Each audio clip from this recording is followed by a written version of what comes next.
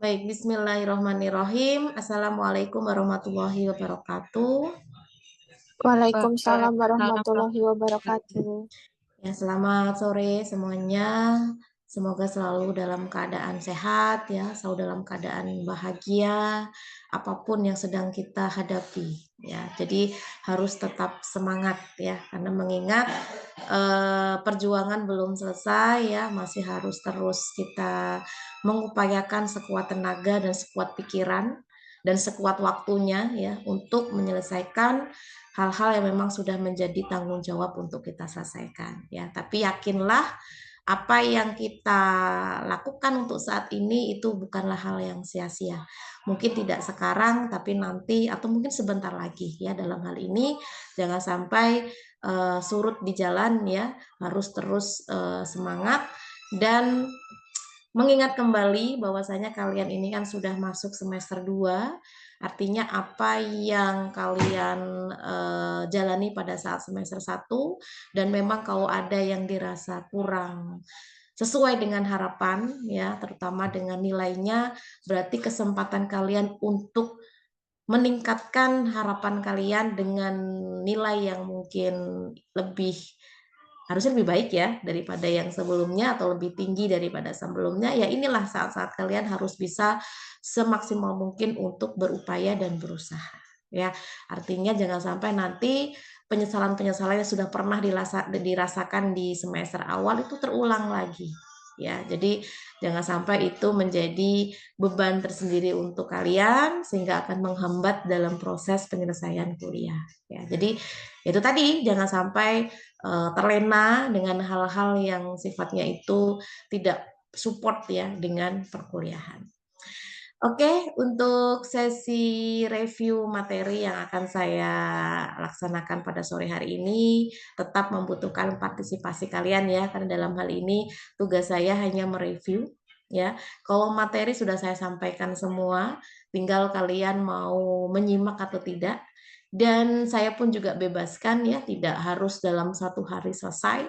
Jadi saya berikan waktu yang waktunya itu juga lumayan panjang, boleh pagi, boleh siang, boleh malam, kapanpun bisa diakses. Artinya kapan saja kalian bisa belajar terkait itu.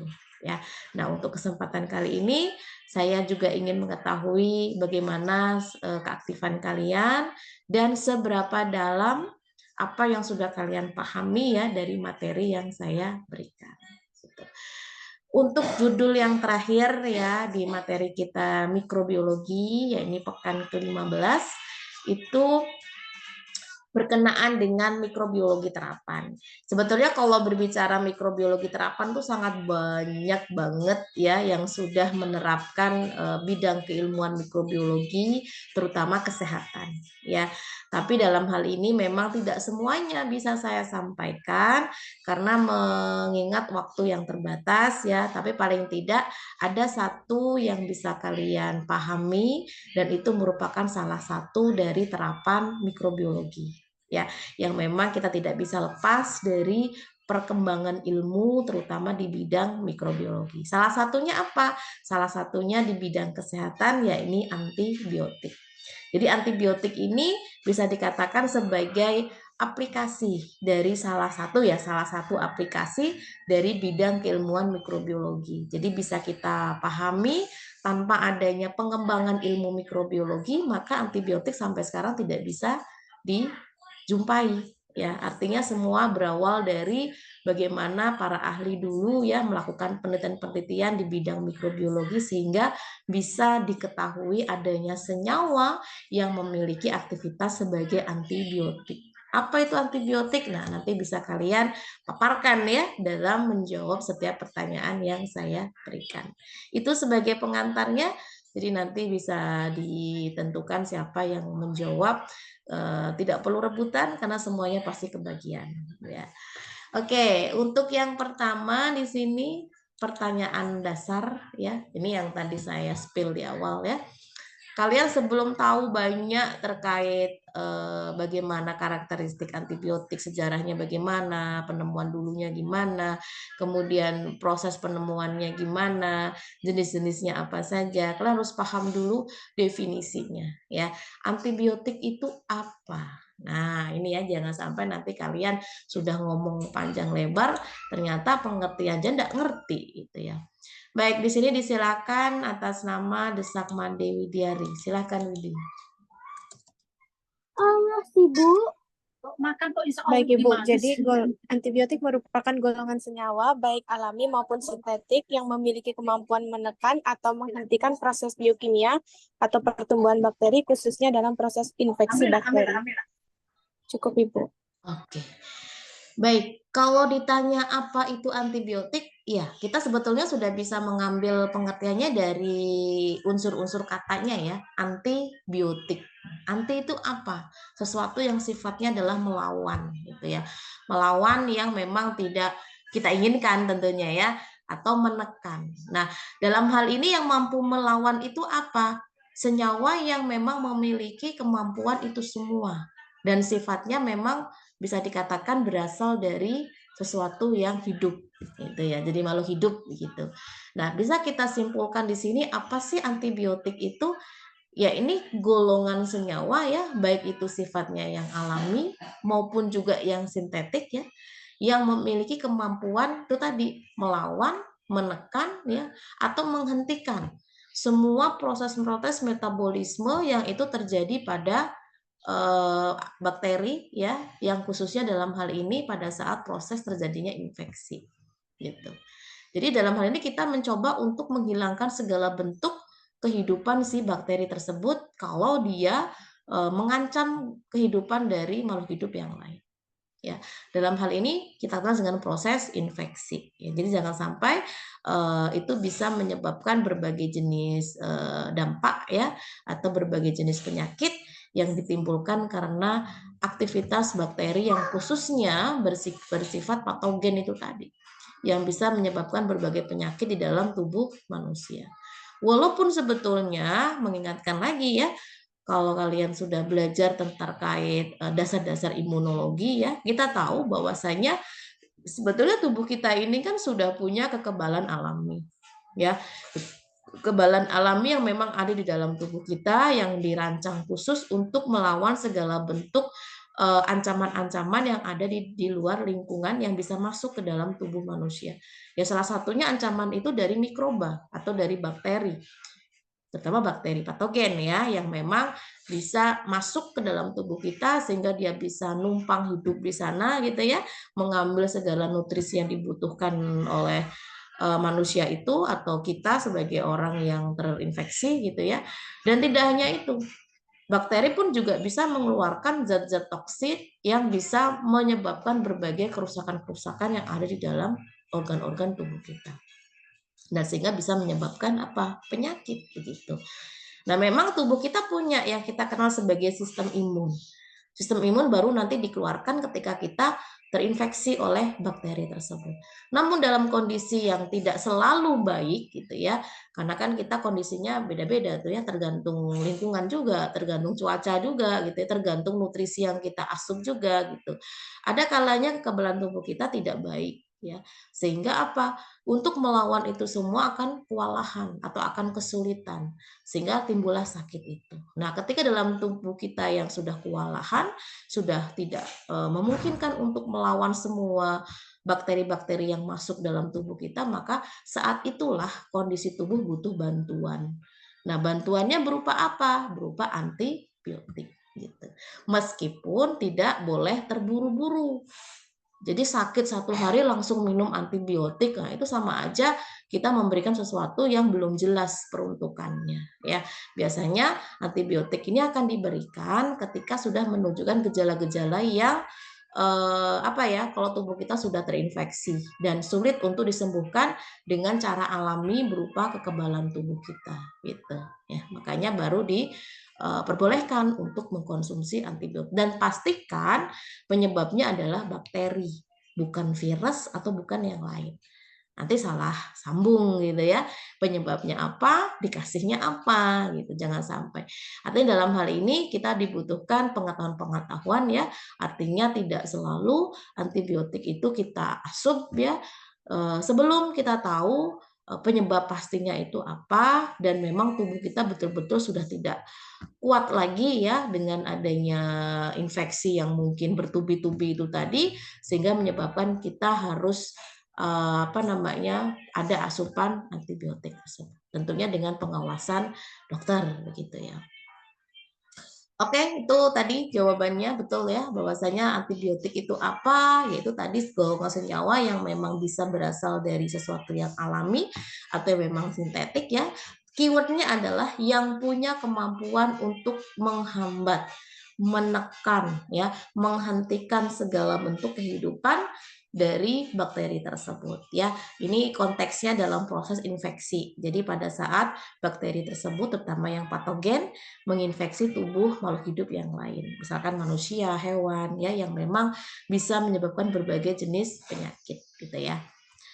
Oke, nah sekarang setelah kalian tahu ya pengertian dari atau definisi dari antibiotik itu apa, sedikit kita belajar tentang sejarah ya. Bukan berarti kita harus tahu dulu secara rinci seperti apa, tidak, tapi paling tidak kalian tahu poin-poin secara garis besarnya biar tahu kenapa kok antibiotik itu bisa dikatakan sebagai ilmu terapan dari mikrobiologi atau aplikasi dari pengembangan ilmu mikrobiologi. Biar tahu antibiotik itu dulunya bagaimana ceritanya, kok bisa senyawa ini kita kembangkan dan kita jadiin obat gitu ya, yang memang diperuntukkan untuk infeksi-infeksi bakteri yang sulit untuk ditangani secara alami. Nah, silakan di sini siapa yang bisa menjelaskan sejarah singkatnya saja ya. Artinya paling tidak kalian tahu pengembangan dari setiap proses gitu ya, dari penemuan antibiotik ya. Baik, sudah ada yang raise hand di sini atau saya tentukan saja ya. Tadi Desak Madi sudah. Oke, di sini atas nama Teresia. Silakan Teresia. Baik Bu, jadi sejarah penemuan antibiotik di tahun 1888, The French Range yaitu mengisolasi pigmen biru dari bakteri Bacillus peyronieus dapat membunuh berbagai bakteri patogen, namun secara klinis terbukti toksik dan tidak stabil sehingga tidak dapat dikembangkan sebagai obat yang efektif. Di tahun 1843 yaitu Robert Koch, postulat Koch sebab akibat hubungan mikroorganisme dan penyakit. Di tahun 1877 yaitu Louis Pasteur, patogenitas bakteri antraksi pada hewan uji dapat dikurangi dengan injeksi bakteri yang diisolasi dari tanah. Di tahun 1887 yaitu Rudolf M. Rich, yaitu penyakit kolera pada hewan uji dapat dicegah setelah diinfeksi oleh bakteri Streptococcus. Baik Bu, sudah.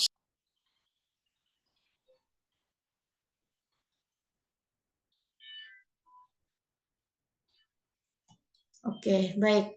Ya, untuk sejarah antibiotik ya, sebetulnya ini memang ada rangkaian-rangkaian yang bisa dipahami ya dari setiap tahun yang tertera di sini. Ini saya yakin kalian belum lahir, saya pun juga belum lahir ya, karena tahun 18 gitu. Tapi proses pengembangan ilmu pada saat itu sudah sangat bagus ya, artinya sudah ada progres yang semakin bertambahnya tahun, ditambah dengan teknologinya juga semakin canggih ya, dan semakin kesini harusnya lebih canggih lagi begitu. Karena pada tahun 1845 ya, yang kita kenal sebagai Bapak bakteriologi ya, ini sudah saya pernah sampaikan di awal ya, Bapak Robert Koch itu yang mencetuskan postulat Koch ya. Jadi bagaimana sih kita yakin kalau bakteri tertentu itu bisa menyebabkan penyakit yang mana itu tidak boleh berubah ketika menginfeksi orang lain. Jadi penyakitnya harus sama gitu ya, dan tidak boleh berbeda-beda setiap orangnya. Itu kalau ingin menunjukkan bahwasanya setiap penyakit itu pasti disebabkan karena mikroba yang sama. Kalau memang itu disebabkan karena mikroba, tidak boleh berbeda-beda. Misal bakteri Mycobacterium tuberculosis. Kita tahu itu sebagai bakteri penyebab TBC. Jadi antara satu orang dengan satu orang yang lain itu gejalanya harus sama gitu. Nggak boleh satunya bikin diare, satunya TBC, itu nggak bisa. Jadi memang bakteri itu spesial gitu ya, spesialnya untuk penyebab penyakit TBC. Makanya dikenal sebagai postulat Koch ya, yang untuk mengetahui sebab akibat dari hubungan mikroorganisme dan penyakit dan tidak boleh berubah gitu. Nah, kemudian pada 1877 ya ada Louis Pasteur, itu di sini penyakit antrak ya. Kalian tahu kalau penyakit antrak ini kan penyakit yang memang bisa menyebabkan hewan sapi ya itu terinfeksi begitu. Jadi dalam hal ini pada saat itu juga sudah dilakukan penelitian ya berkenaan dengan patogenitas bakteri antrak ya pada hewan uji, yang mana bisa dikurangi gitu ya infeksinya itu dengan cara menginjeksi bakteri lain yang itu diambil dari tanah atau yang diisolasi dari tanah. Berarti kan memang sengaja dimasukkan ke dalam tubuh hewan sapi itu untuk membuat bakteri si antrak ini berkurang atau mungkin hilang. Tapi dalam hal ini kan dia cukup mengurangi, artinya ada efek yang positif gitu ya dengan adanya injeksi itu tadi, sehingga dapat mengurangi pertumbuhan dari bakteri antrak di dalam hewan tersebut. Nah, kemudian pada tahun 1887 ya Rudolf Emmerich ya ini melakukan penelitian ya berkenaan dengan penyakit kolera pada hewan. Nah, penyakit kolera pada hewan ini ternyata dapat dicegah atau dapat dikurangi ya setelah proses infeksi itu terjadi oleh bakteri Streptococcus. Artinya ada yang melawan gitu, dan itu berasal dari bakteri yang lain gitu. Jadi memang tidak semua bakteri itu merugikan. Ada yang menguntungkan dan ada yang merugikan. Oke, kita jeda sebentar ya untuk mendengarkan suara azan.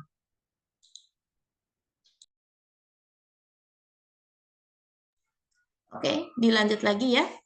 Itu tadi penjelasan berkenaan dengan sejarah ya. Nah, sekarang untuk antibiotik itu sendiri ya, nanti kalian di sini bisa paham bahwasanya memang senyawa antibiotik itu ternyata dapat dihasilkan dari mikroba juga gitu ya. Yang mana mikroba ini yang kita anggap sebagai sesuatu yang merugikan ternyata tidak selalu begitu. Ya meskipun kita harus berhati-hati ya, harus tahu dulu mana mikroba yang menguntungkan, mana mikroba yang merugikan begitu. Nah, kemudian pada tahun 1828, ini yang saya bahas yang udah tahun 19-an lah ya, yang sekiranya sudah mulai ke sini gitu tahunnya, sudah mulai tahun teknologinya juga semakin maju begitu ya. Yang dikenal sebagai bapak yang menemukan antibiotik pertama kali ya, yaitu Alexander Fleming. Walaupun sebetulnya setelah itu masih ada yang menyempurnakan ya, artinya ada mahasiswanya yang juga melakukan penelitian yang melanjutkan begitu ya. Tapi awal mulanya adalah Bapak Alexander Fleming. Jadi Bapak Alexander Fleming ini sebetulnya kalau menurut sejarahnya itu tidak sengaja loh menemukan senyawa antibiotik ini. Ya dari penelitiannya yang mungkin itu akan melihat pertumbuhan bukan dari antibiotiknya. Karena dalam hal ini pada saat Alexander Fleming ini melakukan penelitian itu bukan semata-mata untuk mengetahui antibiotik sebetulnya. Tapi pada saat itu dia ingin menumbuhkan ya koloni bakteri namanya adalah Staphylococcus yang memang itu dikulturkan ya di media agar ya di cawan Petri gitu menggunakan metode gores ya. Nah, setelah diinkubasi pada saat itu kok ada lisis ya, atau bisa dikatakan di area tumbuhnya bakteri itu yang harusnya dia tumbuh semua, kok tidak ada pertumbuhan apa-apa di situ. Ya, ada yang menghambat di area tersebut. Apa ini gitu ya. Nah, pada saat itu ternyata di area tersebut itu tumbuh koloni dari jamur. Namanya adalah jamur penicillium gitu. Itu pada saat itu. Artinya belum juga ditentukan itu tuh punya aktivitas apa. Kok bisa dia menghambat pertumbuhan dari bakteri Staphylococcus itu. Tuh. Nah, kemudian dilanjutkan pada tahun 1942 oleh James dan kawan-kawan ya, bahwasanya akar yang menyebabkan si bakteri tersebut itu tidak bisa tumbuh itu adalah jamur itu sendiri, yaitu jamur Penicillium yang tumbuh di area pertumbuhan bakteri. Padahal pada saat penelitian Alexander Fleming itu sebagai kontaminasi gitu, sesuatu yang tidak diinginkan.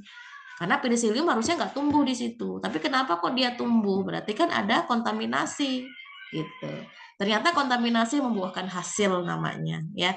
Dengan adanya kontaminasi penicillium itu akhirnya tahu bahwasanya yang dapat menghambat pertumbuhan bakteri tersebut itu adalah jamur dari penicillium. Kita tahu bahwa jamur tersebut ternyata memiliki senyawa yang bisa melisiskan bakteri yang ada di sekitarnya. Makanya senyawa tersebut kita kenal sebagai senyawa penisilin. Sehingga kan ada tuh ya antibiotik penisilin karena memang antibiotik yang diisolasi dari dari jamur penicillium. Sehingga bisa dikatakan itu adalah sumber antibiotik yang salah satunya bakteri yang bisa dihambat pertumbuhannya adalah bakteri Staphylococcus aureus gitu. Jadi sebetulnya penemuan antibiotik itu sesuatu yang tidak disengaja ya, dan memang mungkin Allah sudah menunjukkan gitu ya jenis obat yang bisa digunakan untuk infeksi itu. Dan memang pada saat itu menurut sejarahnya itu sesuatu yang tidak mesti terjadi harusnya ya, karena itu kan kontaminasi, sesuatu yang tidak diharapkan. Tapi justru dengan adanya kontaminasi, adanya jamur yang tumbuh di cawan petri yang berisi bakteri tersebut malah membuahkan hasil, di mana senyawanya ternyata mampu menghambat pertumbuhan dari bakteri tersebut. Nah, itu adalah sejarah ya, yang saat ini tentunya sudah banyak sumber-sumber alami yang tidak cuma dari penicillium yang bisa dikembangkan sebagai antibiotik begitu. Nah, ini adalah jenis-jenis antibiotik yang sudah ditemukan di setiap tahun yang tertera ya, dari tahun 1929 ya ada ini pertama kali penicillium yang itu menghasilkan antibiotik penisilin ya. Itu statusnya ditemukan pada saat itu dan itu di negara Inggris ya. Kemudian ada 1932 ini ada sulfonamid ya di Jerman, ada gramicidin ya, ada penisilin juga, ada streptomycin. Ini berdasarkan tahun ditemukannya ya. Ada ampicillin, ampicillin ini ditemukan 1961 ya, yaitu di Inggris. Jadi semakin banyak ya jenis-jenis antibiotik yang ditemukan sehingga sampai tahun 1972 ya itu ada minocycline ya yang itu berasal dari negara Amerika gitu. Ya ini karena berkat kemajuan teknologi ya tentunya ya, kalau nggak didukung karena teknologi ya sulit untuk menemukan senyawa-senyawa yang punya kemampuan sebagai antibiotik gitu. Nah, dari pengertian istilah antibiotik tadi kan kalian sudah tahu itu ada senyawa yang bisa menghambat ya pertumbuhan, kehidupan dari suatu bakteri tertentu ya. Karena sebetulnya istilah antibiotik itu kan berasal dari kata antibiosis ya. Anti itu kan artinya dia melawan, biosis itu sesuatu yang hidup. Yang hidup yang memang itu merugikan dan itu bisa berasal dari mikroorganisme gitu. Tapi memang untuk saat ini antibiotik itu lebih dikhususkan ya untuk yang berasal dari bakteri gitu ya. Atau ada juga yang memang tidak cuma dari bakteri ya, misalkan dari protozoa atau dari hewan bukan hewan ya, mikroba-mikroba yang lain ya yang memang itu tidak hanya dari bakteri. Makanya tergantung dari pengertiannya. Tapi kalau untuk di kehidupan kita sehari-hari memang antibiotik dikhususkan untuk bakteri gitu. Oke, itu ya sebagai gambaran ya jenis-jenis antibiotik yang sudah ditemukan gitu ya, yang memang tanpa adanya antibiotik itu akan sulit ya bagi kita saat ini yang ketika diinfeksi oleh bakteri dan imun kita tidak mampu untuk melawan bakteri tersebut gitu. Jadi jangan sampai bakterinya semakin merajalela di dalam tubuh kita sehingga harus ada bantuan berupa antibiotik yang diinjeksikan ke dalam tubuh kita. Baik, untuk pertanyaan selanjutnya. Nah, antibiotik itu kan tergantung dari peruntukannya, tergantung juga dari fungsinya. Jadi dalam hal ini kita lihat jenis antibiotiknya itu cara kerjanya itu seperti apa. Karena pada prinsipnya kan ingin mengurangi atau membunuh bakteri ya, yang itu penyebab infeksi. Tapi caranya berbeda-beda gitu. Nah, di sini siapa yang bisa menjelaskan ya fungsi antibiotik yang mana dia sebagai agen sitotastik ya. Apa itu agen sitotastik yang memang itu menjadi peran dari antibiotik tersebut. Oke, di sini atas nama Putu Sukma silakan. Baik, antibiotik sebagai agen sitotastik yaitu untuk menghambat proliferasi sel anti kanker atau anti tumor. Itu contohnya satu mitramisin dihasilkan bakteri Streptomyces pilacitus, Streptomyces argillaceus, Streptomyces atrolifacius.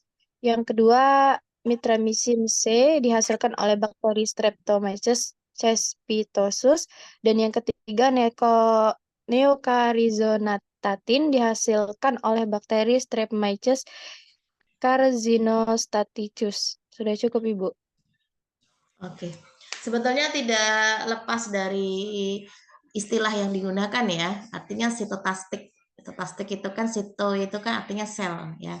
Artinya dalam hal ini antibiotik tersebut punya kemampuan untuk menghambat proliferase, itu artinya kayak semacam pembelahan sel yang berlebih ya, yang itu bisa menyebabkan kanker ya, bisa menyebabkan tumor begitu. Jadi memang dalam hal ini peran dari antibiotik tersebut itu sebagai agen sitotastik. Apa saja yang masuk ke dalam agen sitotastik itu bagi antibiotik ya? Di sini ada mitramisin ya, yang itu dihasilkan oleh beberapa bakteri, itu juga sudah tertera ya di situ ya, ada bakteri Streptomyces plicatus ya, Streptomyces argillaceus dan lain-lain gitu.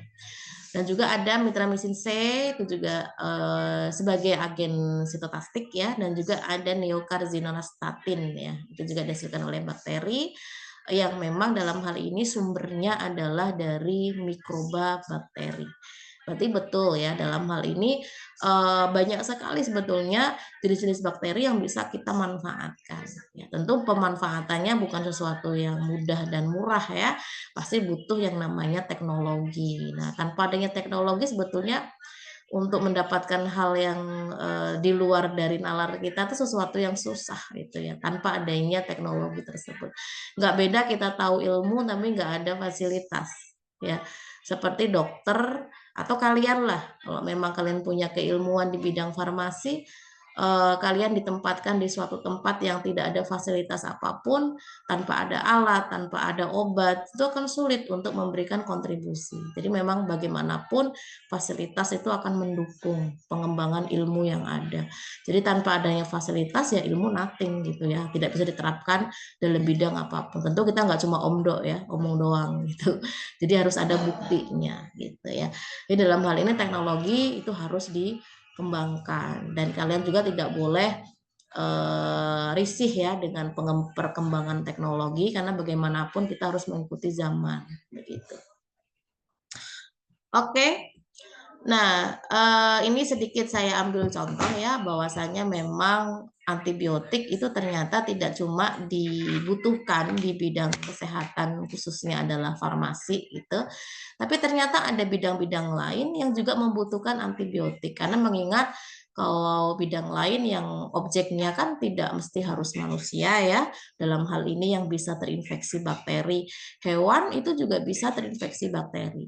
Artinya kita pun juga kena dampaknya nih kalau hewannya sampai terinfeksi kan, yang mana kita kan misal mengkonsumsi hewan sapi ya, kalau sapinya terinfeksi bakteri juga akan menimbulkan resiko juga, atau hal-hal yang tidak diinginkan yang akhirnya bisa mengenai manusia juga. Oleh karena itu di bidang peternakan pun juga dibutuhkan ya dari antibiotik tersebut untuk menghindari terjadinya infeksi-infeksi atau menyembuhkan penyakit-penyakit yang disebabkan karena infeksi bakteri. Dan itu mematikan ya, artinya jangan sampai hewan ternak itu banyak yang mati karena belum adanya peran antibiotik yang baik ya di bidang peternakan. Nah, coba dari kalian bisa menjelaskan ya fungsi antibiotik dalam bidang peternakan itu seperti apa dan contohnya apa.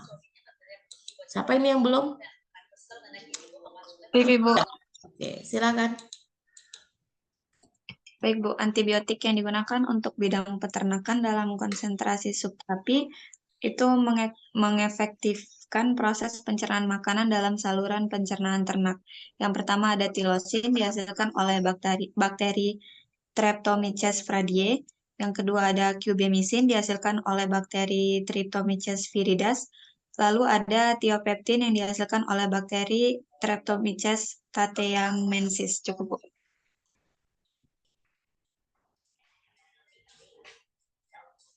Oke, baik. Itu untuk bidang peternakan. Nah, oke. Jadi memang dalam hal ini peran dari antibiotik itu sebetulnya luas ya, yang saya katakan tadi. Tidak hanya di bidang kesehatan yang itu objeknya adalah manusia gitu ya, bahkan di hewan pun juga butuh dalam hal ini ya. Bahwasanya kan apalagi hewan ya yang cara makannya aja udah beda dengan manusia ya. Artinya tidak mementingkan kebersihan, tidak mementingkan higienitas yang baik begitu. Jadi dalam hal ini memang dibutuhkan upaya-upaya ya agar tidak terjadi infeksi-infeksi yang bisa mengganggu proses, terutama dalam hal proses pencernaan ya. Dan dalam hal ini dengan adanya antibiotik itu bisa jadi subterapi begitu ya, yang bisa mengefektifkan proses pencernaan makanan sehingga nutrisinya dapat terserap dengan baik begitu. Ini bentuk dari penerapan antibiotik di bidang lain gitu ya. Nah, selain itu juga bisa sebagai pengawet makanan ya.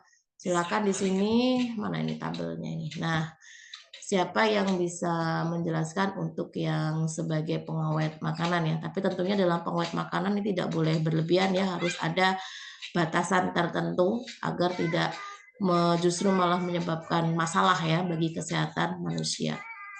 Kita kembali ke yang pertama ya, tadi Desak Made, silakan. Baik, Ibu.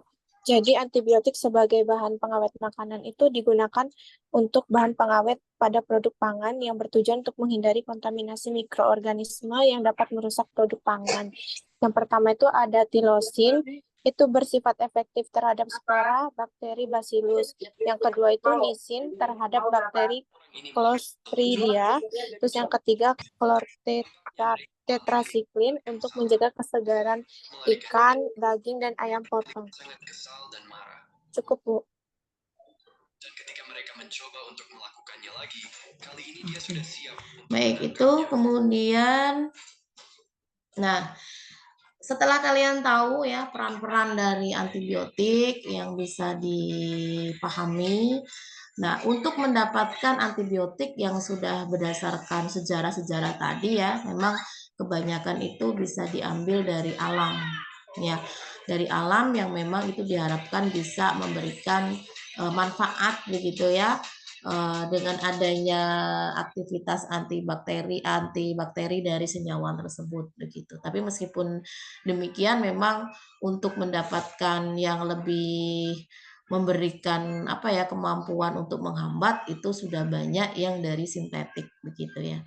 Nah, sekarang bagaimana kalau kita ingin mendapatkan antibiotik yang itu dari alam? Boleh tidak? Ya boleh gitu ya. Alam itu kan tidak mesti dari tumbuhan.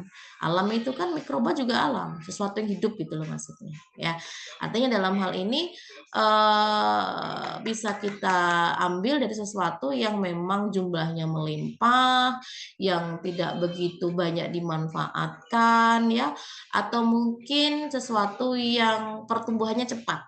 Nah, mikroba itu cocok banget sebetulnya ya, mikroba yang bisa kita manfaatkan. Tapi itu tadi ya, karena butuh yang namanya teknologi, butuh biaya yang besar, tapi mungkin ini hanya bisa dilakukan dalam skala-skala industri ya, artinya bukan skala-skala lab yang kecil gitu. Tapi paling tidak kalian paham bahwasanya dari alam itu sudah menyediakan begitu banyak sumber-sumber alami yang bisa diterapkan sebagai antibiotik yang punya kemampuan untuk menghambat pertumbuhan dari mikroba. Nah, di sini bagaimana cara menemukan antibiotik dari alam itu pun juga ada kriteria-kriterianya yang tidak boleh dilewatkan ya, harus ada telaah-telaah yang tidak boleh dilewatkan agar tidak sia-sia gitu ya proses untuk mendapatkan antibiotik dari alam. Oke, silakan siapa yang akan menjawab untuk bagaimana cara menemukan antibiotik dari alam. Teresia, Bu. Oke, silakan. Peserta pertama yaitu wanita ini saat pernikahan dilewatkan melalui atas nyatanya quota tersebut. Wanita ini mengajak peserta lain, tapi kemudian tes dilanjutkan lewat bahwa ternyata malah tidak nyangkut dan sang peserta. Baik, jadi bagaimana menemukan sumber antibiotik di alam, yaitu dilakukan dengan cara penapisan atau screening untuk menemukan mikroorganisme penghasil senyawa antibiotik. Tahap screening primer yaitu mencari sumber penghasil, mengkulturkan mikroorganisme yang didapat, mengisolasi dan mengoleksi mikroorganisme, uji kemampuan isolasi, kemampuan menghambat pertumbuhan bakteri. Tahap screening sekunder yaitu mendapatkan koloni mikroorganisme terpilih, mencari kondisi optimal pertumbuhan mikroorganisme, temperatur, pH, media, lama, inkubasi, dan lain-lain. Identifikasi mikroorganisme morfologi, biokimiawi, dan genetik atau molekuler, dan identifikasi substansi. Sudah, Bu. Oke. Sebentar ya.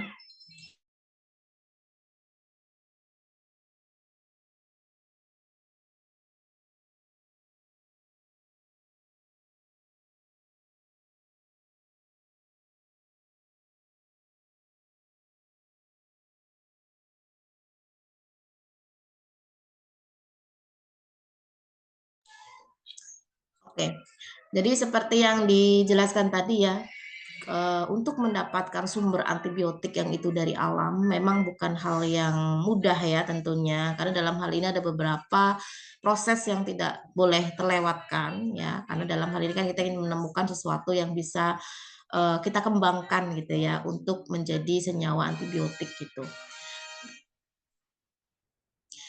Nah, yang menjadi tahapan itu tentunya ada pembagian secara garis besarnya ya, ada secara primer, ada secara sekunder. Jadi ada screening primer, ada screening sekunder. Screening primer tuh maksudnya apa? Yang jelas yang pertama ya kita harus tahu dulu targetnya ya. Sumber penghasilnya tuh apa.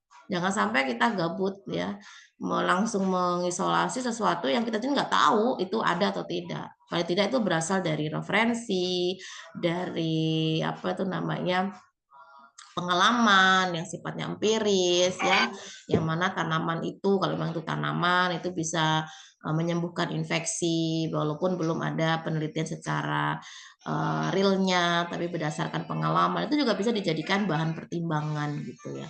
Yang pertama mencari sumber penghasil ya.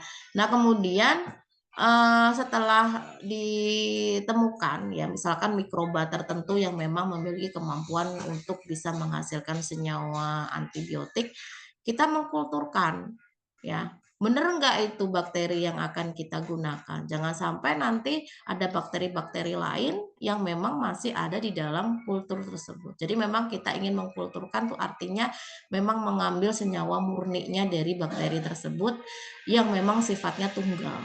Jadi tidak boleh ada bakteri A, bakteri B ya. Artinya betul-betul bakteri yang kita inginkan. Nah, setelah itu melakukan isolasi ya, isolasi dan mengoleksi. Jadi ditumbuhkan di media tertentu yang mana hanya bakteri tersebut yang tumbuh. Tidak boleh ada bakteri yang lain. Nah, kemudian menguji kemampuan isolat. Jadi isolat bakteri yang kita peroleh tadi diuji ya kemampuannya dalam menghambat pertumbuhan bakteri lain.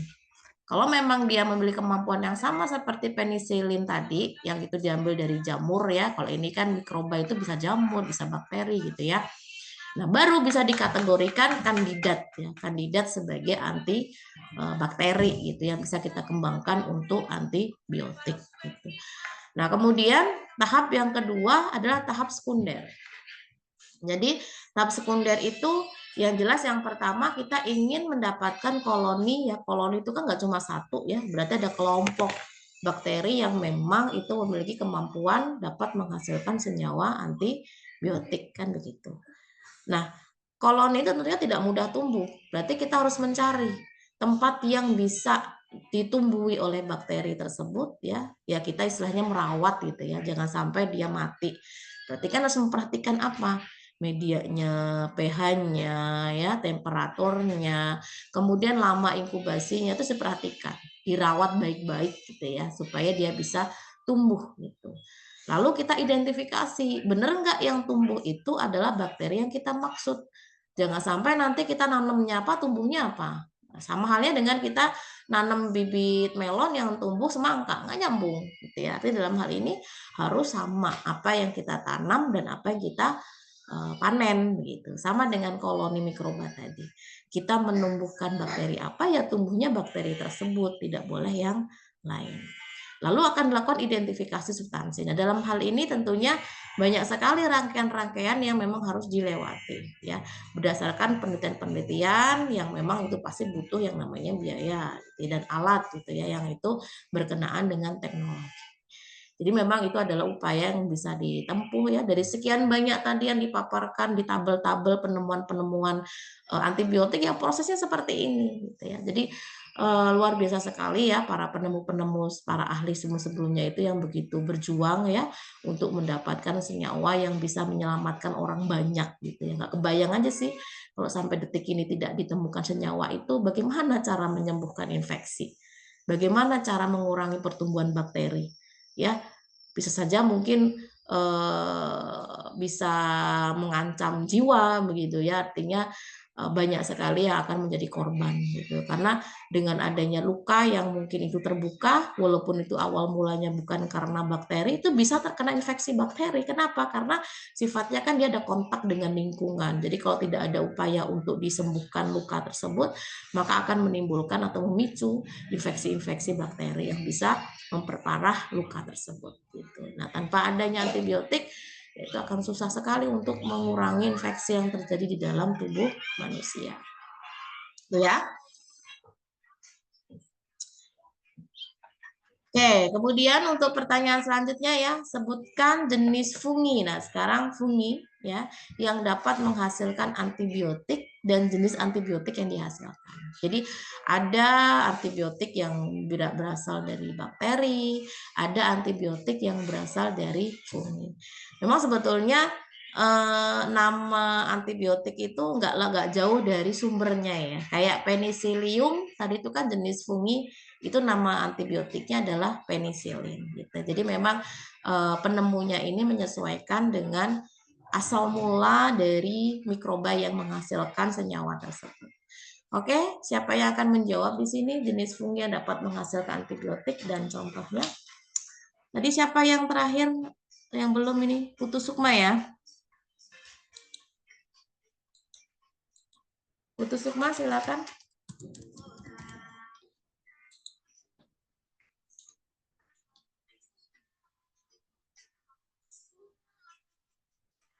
Baik, Ibu.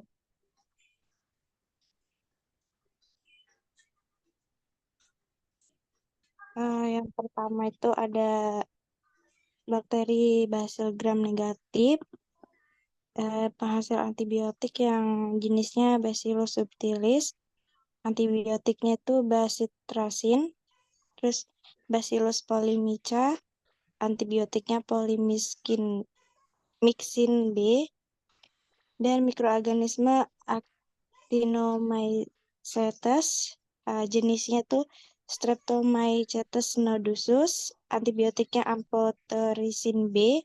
Yang kedua Streptomycetes venezuelae, antibiotiknya chloramphenicol. Yang ketiga ada Streptomycetes aureolefaciems, antibiotiknya mengisi waktu anak-anak dengan mengajarkan adab dan etika di tempat umum karena percuma pintar kalau adab dan etikanya kurang. antibiotiknya itu chlorothoxiquin dan teracycline.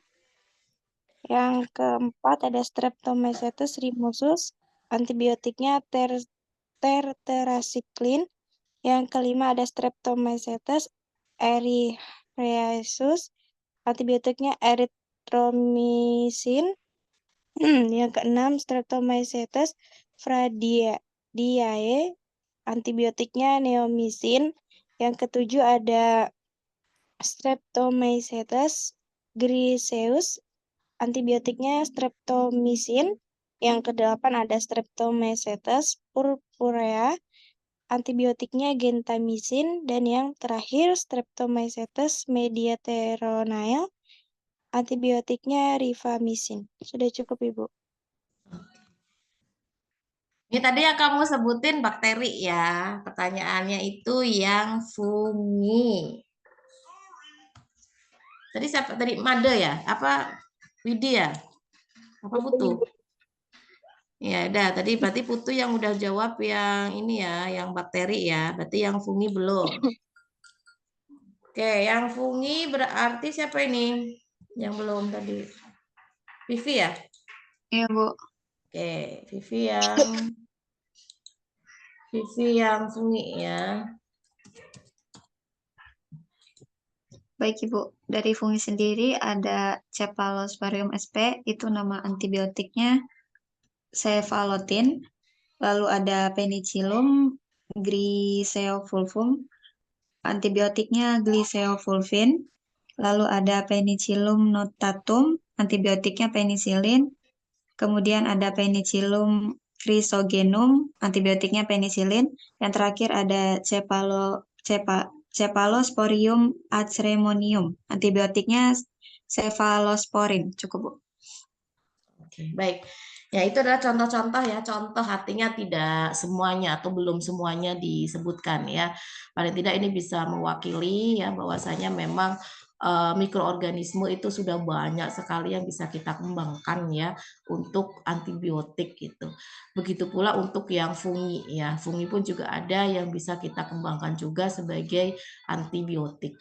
Nah, dalam hal ini memang sayangnya ya tidak diiringi dengan kebiasaan kita yang ternyata itu justru malah bisa menyebabkan apa kinerja dari antibiotik itu menurun gitu ya. Padahal kan sumbernya udah banyak tuh. Kemampuan untuk menghambat bakterinya itu berkurang gitu ya, atau bisa dikatakan sudah kebal. Itu karena apa? Ya karena kebiasaan dari kita sendiri yang tidak disiplin, tidak hati-hati dalam mengkonsumsi si antibiotik ini. Tentunya dalam hal ini harus dipahami betul. Biasanya kan kalau untuk antibiotik itu sudah ada edukasi ya dari apotekernya gitu ya. Ini harus diminum sampai habis gitu ya. Kemudian tidak boleh sembarangan juga mengkonsumsi antibiotik kalau kita sendiri belum tahu penyebabnya itu apa gitu ya. Pusing dikit minum antibiotik, batuk dikit minum antibiotik, padahal belum tentu itu disebabkan karena bakteri. Jadi hal-hal seperti itulah yang menyebabkan saat ini diakui nggak diakui, nah kenyataannya begitu ya, kemampuan dari bakteri untuk melawan si antibiotik ini semakin kokoh ya. Artinya sudah banyak sekali antibiotik yang sudah lemah di mata bakteri gitu. Jadi kalau itu diterus-teruskan, apa yang akan terjadi nanti? Kita sudah akan kesulitan untuk memperoleh antibiotik yang bisa melawan infeksi dari bakteri. Jadi semua tergantung dari kita. Artinya mikirnya yang penting kan bukan saya. Nah, dalam hal ini ke depannya tentunya pasti membutuhkan upaya-upaya ini untuk orang banyak ya, paling enggak untuk orang-orang sekeliling kita gitu ya. Artinya jangan sampai nanti ke depannya itu banyak orang yang jadi korban karena ulah kita sendiri gitu. Kebiasaan-kebiasaan yang tidak baik. Itu ya contoh-contohnya. Nah, sekarang antibiotik itu ada istilah spektrum ya. Nah, jelaskan apa itu antibiotik yang dia berspektrum sempit, ada juga yang luas ya. Sekarang yang sempit dulu, maksudnya berspektrum sempit itu apa? Silakan di sini yang akan menjawab tadi dari awal ya, Desak Made berarti. Silakan Widi.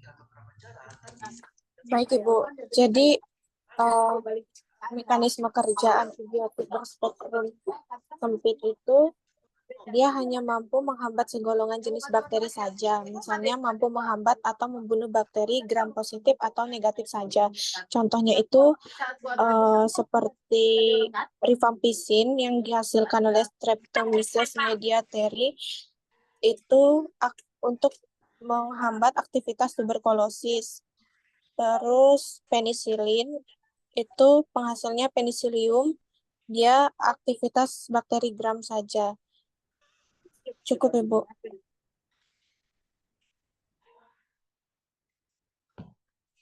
Oke. Satunya yang berspektrum luas, tadi yang sempit, sekarang yang luas. Teresia, silakan. Baik, Bu. Jadi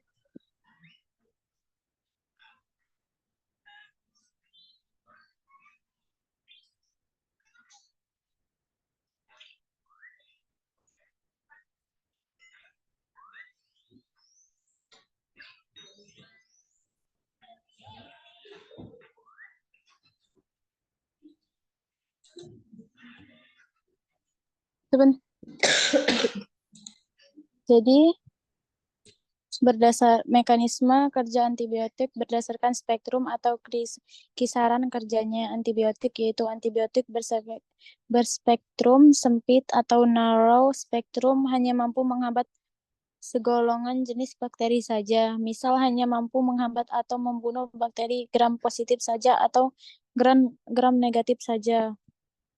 Antibiotik berspektrum luas atau broad spektrum mampu menghambat atau membunuh bakteri dari golongan gram negatif maupun gram positif.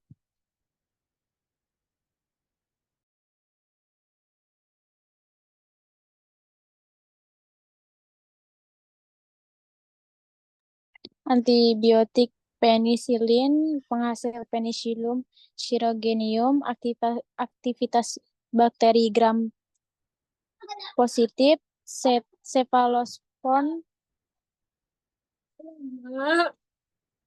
aktivitas spektrum luas,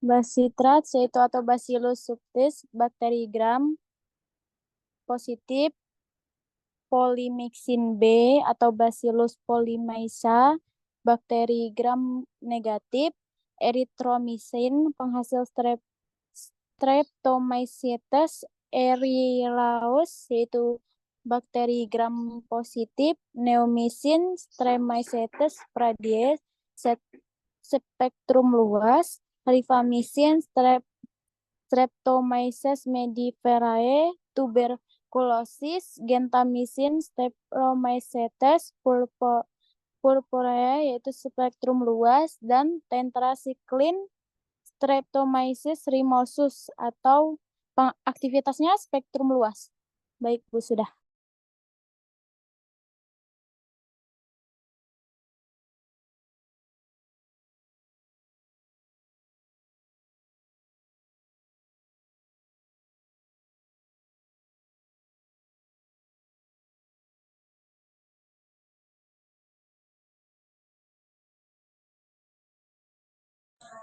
Oke, sudah ya tadi. Ya, untuk spektrum itu memang ini adalah berkenaan dengan kemampuan menghambat bakteri tersebut tuh seluas apa gitu ya. Artinya nggak semua bakteri itu, nggak semua antibiotik itu bisa menghambat banyak atau semua jenis bakteri itu nggak bisa. Ada yang sempit, ada yang luas. Nah, kalau yang sempit itu berarti hanya menghambat beberapa saja. Artinya bisa dia dalam bentuk kemampuan hanya menghambat bakteri golongan gram positif saja atau gram negatif saja ya, jadi tidak semuanya. Nah, sedangkan kalau yang berspektrum luas itu dua-duanya, artinya di sini kemampuannya dia bisa menghambat baik itu yang positif maupun yang negatif gitu. Ini contohnya di sini ya, ada yang spektrum luas, ada yang spektrum sempit gitu ya, yang memang dalam hal ini bisa kita pahami dan biasanya juga nanti sesuai dengan kebutuhan gitu ya. kebutuhan penyebab dari penyakit itu bakteri apa gitu ya. Nanti akan disesuaikan dengan antibiotiknya. Selama antibiotik masih bisa menghambat bakteri tersebut ya mau pakai yang mana aja bisa. Itu ya untuk yang spektrum. Nah, di sini berkenaan dengan mekanisme kerja antibiotik ya. Ada 5 ya. Ini harusnya ada 5 kesempatan ya untuk menjawab. Tapi dalam hal ini berarti satu-satu aja lah. Berarti ada 5 mahasiswa ya. Silakan nanti bisa diurut saja kesempatannya. Saya tulis semua saja namanya di sini. Nanti bisa berulang ini. Bentar. Tadi yang terakhir siapa tadi? Teresia, Bu. Teresia, berarti Teresia, Bu. Putu ya, Putu. Terus Vivi. Desak Made. Teresia. Itu lagi ya. Berarti Putu lagi.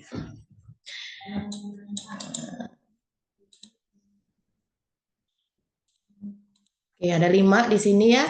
Ada yang menghambat sintesis dinding sel, ada yang merusak membran plasmanya, ada yang menghambat sintesis proteinnya, ada yang menghambat sintesis asam nukleatnya, dan ada yang menghambat sintesis metabolit esensial. Jadi inilah cara-cara antibiotik dalam menghancurkan si pertumbuhan bakteri tersebut. Jadi tergantung dari jenis antibiotiknya apa yang akan diruntuhkan dari bakteri tersebut. Nah, ini sesuai dengan urutan aja ya. Berarti di sini untuk yang Putu itu nomor 1 ya, nomor Vivi nomor 2-nya, kemudian Desak Made nomor 3, kemudian Teresia nomor 4, dan kembali lagi nomor 5 Putu ya. Ini nanti berurut aja, jadi langsung berkelanjutan aja ya untuk menjawabnya. Silakan dimulai dari yang pertama, menghambat sintesis dinding sel oleh Putu, silakan. Baik, Ibu. Antibiotik menghambat sintesis dinding sel bakteri ialah perusak lapisan peptidoglikan yang menyusun dinding sel bakteri gram positif maupun gram negatif. Contohnya yaitu penisilin beserta derivatnya ada amoksisilin, benzilpenisilin, klaksosilin, prakoin penisilin, metilisin, dan sebagainya. Terdapat sekitar 50 macam antibiotik penisilin beserta derivatnya. Penisilin itu memiliki struktur yang mengandung inti berupa cincin laktam, dan penisilin itu diproduksi secara alami maupun semi-sintetik. Sudah cukup, Ibu.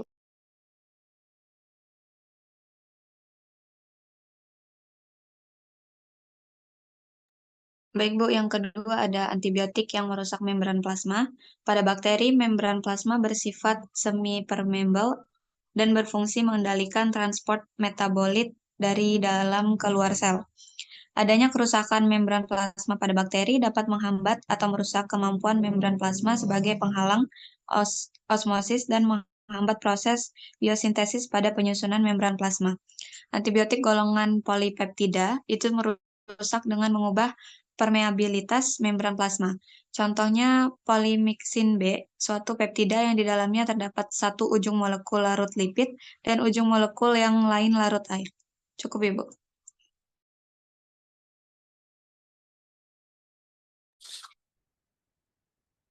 Selanjutnya yang ketiga, antibiotik yang menghambat sintetis protein itu ada sintetis protein yang terjadi di organela ribosom, yaitu proses pembentukan protein yang melibatkan peran DNA dan RNA. Yang pertama itu ada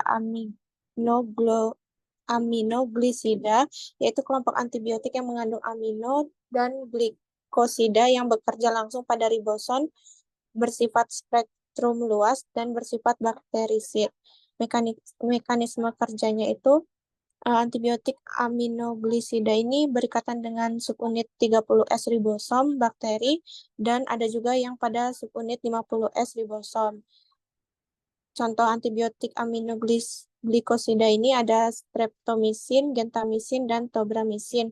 Yang kedua itu ada tetrasiklin, yaitu antibiotik berspektrum luas yang dihasilkan oleh bakteri Streptomyces spp yang merupakan antibiotik yang dapat berpenetrasi jaringan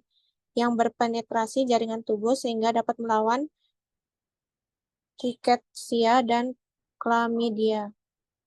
Selanjutnya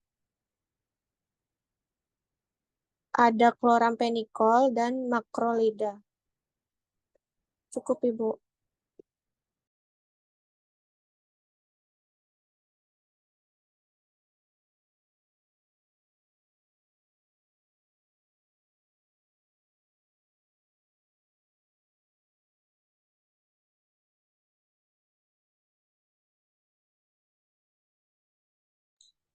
Sudah nomor Jadi berapa tadi? Nomor berapa tadi? Tadi nomor 2, Bu. Oke, sekarang nomor 3 ya. Iya, Bu. Jadi antibiotik menghambat sintesis protein, yaitu sintesis protein terjadi di organela ribosom.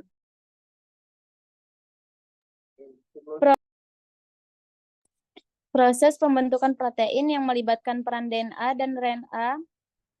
Satu yaitu amiglosida, yaitu kelompok antibiotik mengandung amino dan glikosida yang bekerja langsung pada ribosom, bersifat spektrum luas dan bersifat bakterisid. Mekanisme kerja amiglosida yaitu antibiotik amiglosida berikatan pada subunit 30 ribosom bakteri dan ada juga pada subunit 50 S ribosom atau menghambat translokasi peptida tRNA dari situs A ke situs P sehingga menyebabkan kesalahan pembacaan mRNA dan mengakibatkan bakteri tidak mampu mesintesis protein untuk pertumbuhannya. Contoh antibiotik aminoglosida yaitu streptosin, gentamisin, dan tobramycin. Kedua yaitu teraksiklin, antibiotik berspektrum luas yang dihasilkan oleh bakteri Streptomyces spp dapat berpenetrasi jaringan tubuh sehingga dapat melawan rickettsia dan chlamydia. Mekanisme kerja teraksiklin yaitu menghambat sintesis protein dengan cara berikatan pada bagian 16S ribosom subunit 30S mencegah aminosil tRNA pada situs A ribosom. Efek negatif yaitu menekan mikrobiota normal pada intestinal dan juga dapat menyebabkan superinfeksi Candida albicans.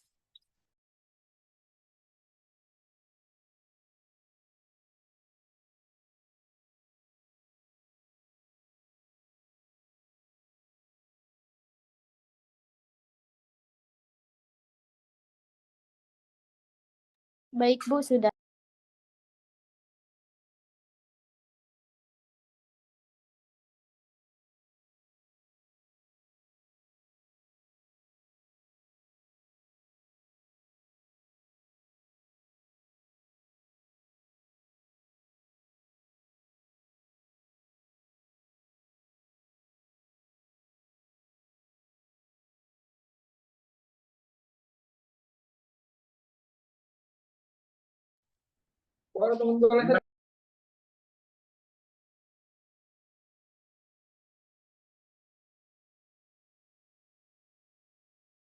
Yang ketiga yaitu chloramphenicol, lebih mudah dibuat secara sintetik dibandingkan mengisolasi dari bakteri Streptomyces. Ukurannya relatif lebih kecil sehingga mudah berdifusi ke dalam tubuh, memberikan efek dengan cara bereaksi dengan subunit 50S ribosom dan menghalangi aktivitas enzim peptida transferase. Enzim peptida transferase berfungsi membentuk ikatan peptid antara asam amino baru yang masih melekat pada tRNA dengan asam amino terakhir yang sedang berkembang. Yang keempat yaitu makrolida, antibiotik yang memiliki cincin lakton makrosiklit dapat berpenetrasi ke dinding sel bagian besar bakteri gram negatif Bacillus. Contohnya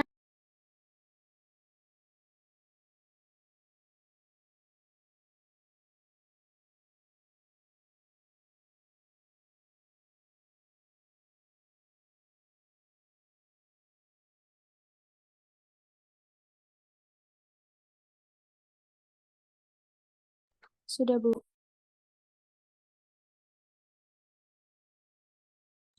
Ya, silakan dilanjut yang keempat.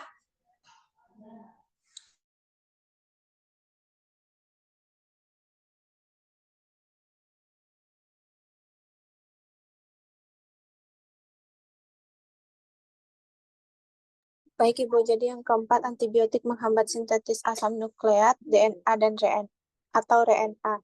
RNA berupa penghambatan terhadap proses replikasi dan transkripsi mikroorganisme. Antibiotiknya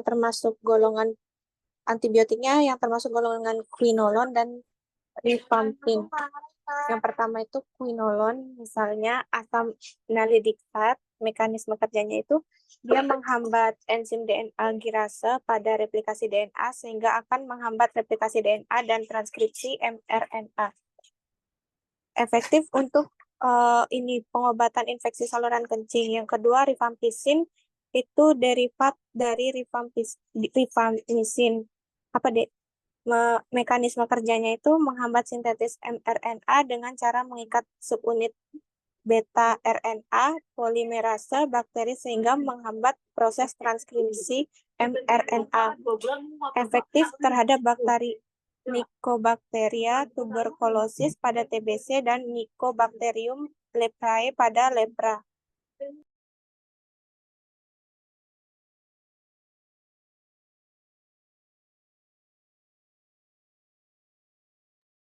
Baik, selanjutnya yang kelima yaitu ada antibiotik menghambat sintesis metabolit esensial, yaitu penghambatan sintetis metabolit esensial dengan adanya kompetitor berupa antimetabolit yang substansi yang secara kompetitif menghambat metabolit bakteri. Antimetabolit memiliki struktur yang mirip dengan substrat normal bagi enzim metabolisme, yaitu contohnya sulfanilamid atau sulfadrug dan para aminobenzoic acid atau PABA. PABA merupakan substrat untuk reaksi enzimatik sintesis asam folat, yaitu merupakan vitamin bagi bakteri, yakni sebagai koenzim untuk sintesis purin dan purimidin. Sulfadrug memiliki struktur yang serupa dengan PABA, yaitu sulfadrug merupakan inhibitor kompetitif PABA dalam hal berikatan dengan enzim. Jika sulfadrug berikatan dengan enzim, maka tidak akan terbentuk kompleks enzim substrat, maka tidak akan terbentuk produk asam folat. Antibiotik yang saat ini sering digunakan adalah kombinasi antara trimetoprim dan sulfamethoxazole atau TMP SMS yang berspektrum luas kecuali pada Pseudomonas. Kombinasi tersebut bertujuan untuk mengurangi efek resistensi bakteri. Trimetoprim dan sulfamethoxazole bekerja sinergis dengan cara menghambat sintesis prekursor DNA, RNA, dan protein. Sudah cukup, Ibu. Oke, baik. Ya, itu adalah 5 mekanisme ya yang bisa dilakukan antibiotik ya. Tergantung dari karakteristik antibiotik itu, apakah dia itu proses dalam menghancurkan si bakteri tersebut. Ada beberapa cara tadi ya. Yang pertama,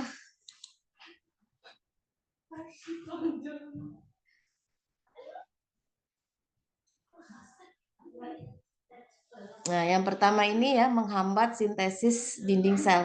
Kita tahu bahwa dinding sel itu kan merupakan penyusun utama ya dari bakteri. Jadi tanpa ada yang membran sel tentu bakteri tersebut tidak bisa terbentuk dengan sempurna begitu. Makanya dengan dihambatnya sintesis itu kan artinya bakteri tidak bisa dihasilkan dalam jumlah yang banyak ya. Jadi bisa menghambat dan sekaligus bisa mengurangi atau menghilangkan dari pertumbuhan dari bakteri gitu.